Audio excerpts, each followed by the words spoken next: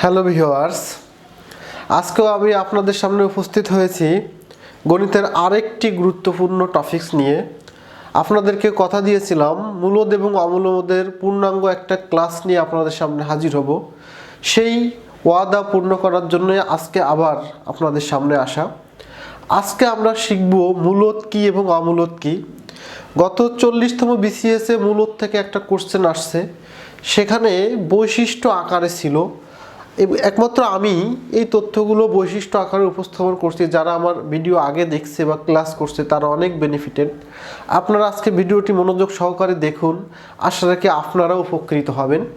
আসুন আমরা এখন চলে যাই মূলদ কি এবং অমূলদ কি বিষয়টা দেখার জন্য।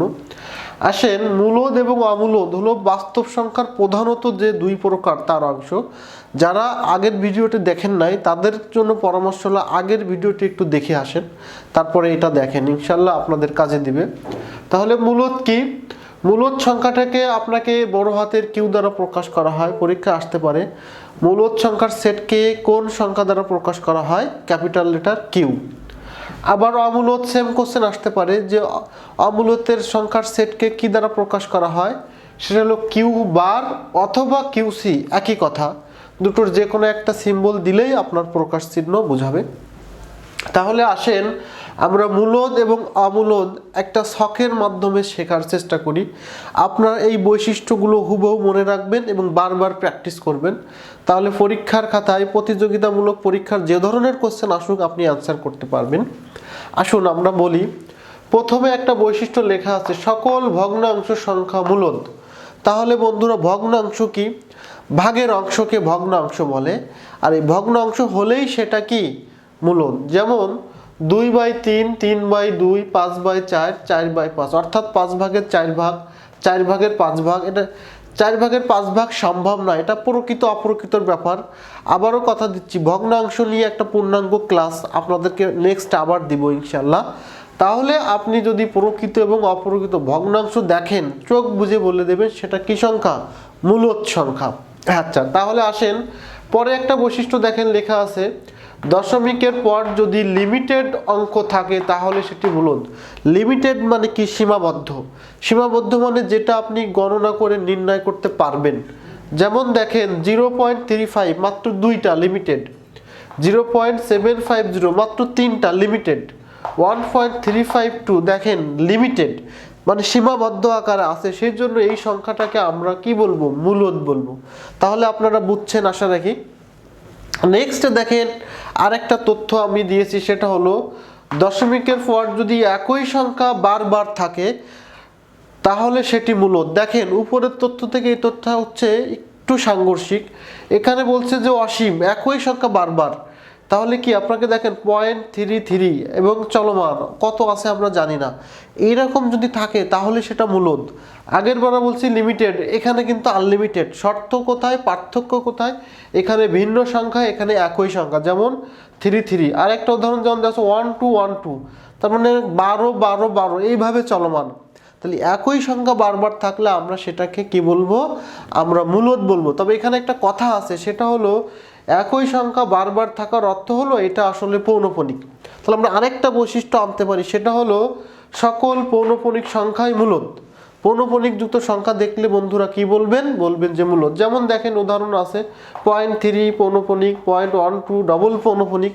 তাহলে পৌনঃপুনিক জাতীয় সকল সংখ্যাকে আমরা মূলদ হিসেবে আখ্যায়িত করব। আচ্ছা, ওকে। এখন আসেন লাস্ট এবং 5 নম্বর ইনফরমেশন। সেখানে আপনি একটু ভালো করে বোঝার চেষ্টা করেন। যদি রুটের মধ্যে বর্গ সংখ্যা থাকে তবে সেটি মূলদ। এখন বর্গ কি এবং বর্গমূল কি এটা আপনাদেরকে একটু ভালোভাবে জানতে হবে। আর যদি না জানেন অবশ্যই লাইক কমেন্টস করেন। নেক্সটে আমি আবার বর্গ এবং বর্গমূল নিয়ে একটা পূর্ণাঙ্গ ক্লাস নিয়ে হাজির হব। তাহলে সেটা হলো মূলদ। যেমন রুটের মধ্যে 4 আছে, 4কে ভাঙাইলে 2 পাওয়া যায়। রুটের মধ্যে 9 আছে, 9, 25, 36 সকল সংখ্যাই বর্গ সংখ্যা। এখন এই সংখ্যাগুলো থাকলে, বর্গ সংখ্যাগুলো থাকলে আমরা অবশ্যই তাকে কি বলবো? মূলদ বলবো। কিন্তু 4 বাদে অন্য কোনো সংখ্যা যেমন 3, আমরা এই পাশে দেখতে পারি √2, √3, √5, এগুলোকে আমরা মূলদ না বলে অমূলদ বলবো। তাহলে আমরা বিষয়টা বুঝলাম, যদি রুটের মধ্যে আপনি বর্গ সংখ্যা পান তাহলে অবশ্যই সেটাকে আপনি মূলদ বলবেন। দেন নেক্সটে চলে আসি। যে অমূলদটা কি, হ্যাঁ, অমূলদের 1 নম্বর বৈশিষ্ট্য হলো দশমিকের পর যদি আনলিমিটেড অঙ্ক থাকে তাহলে সেটি অমূলদ। যেমন 0-র পরে 3 1 2 1, এই দেখেন চলমান, কত দূর আছে আমরা জানি না, এই চলমান থাকার কারণে, আনলিমিটেড থাকার কারণে এই সংখ্যাটা অমূলদ। যেমন 2.3015 চলমান, আনলিমিটেড সংখ্যা, এই জন্য এটাকে আপনারা অমূলদ বলে আখ্যা দিবেন। সব থেকে ইম্পর্টেন্ট যে তথ্য, আপনারা যখন নবম দশম শ্রেণীতে পড়ছেন অবশ্যই স্যাররা বলছে বলো তো বাবা √3 কি, √2 কি, আপনারা বলছেন অমূলদ, বা প্রমাণ করো যে √3 অমূলদ, প্রমাণ করো যে √2 অমূলদ। এই দুটো শব্দ শুনতে আমরা অভ্যস্ত, কিন্তু এই প্রতিযোগিতামূলক বাজারে এসে আপনাকে মাত্র 2টার মধ্যে থাকলে হবে না, আপনাকে বেসিক নিয়ে হাজার হাজার অমূলদ সংখ্যা নির্ণয় করতে হবে। যেমন যদি রুটের মধ্যে বর্গ সংখ্যা না থাকে তবে সেটি অমূলদ। যেমন √2 এটা বর্গ না, √3, √5, √6, √8, √10, 101, এভাবে হাজার হাজার সংখ্যা যেটা বর্গ না। এখন বর্গ সম্পর্কে আপনাদের ক্লিয়ার ধারণা যদি থাকে তাহলে ভালোভাবে বুঝবেন, আর যদি ক্লিয়ার ধারণা না থাকে তাহলে অবশ্যই কমেন্টস করবেন, আমি পরবর্তীতে অবশ্যই আপনাদেরকে এই বিষয় নিয়ে একটা পূর্ণাঙ্গ ক্লাস দিব।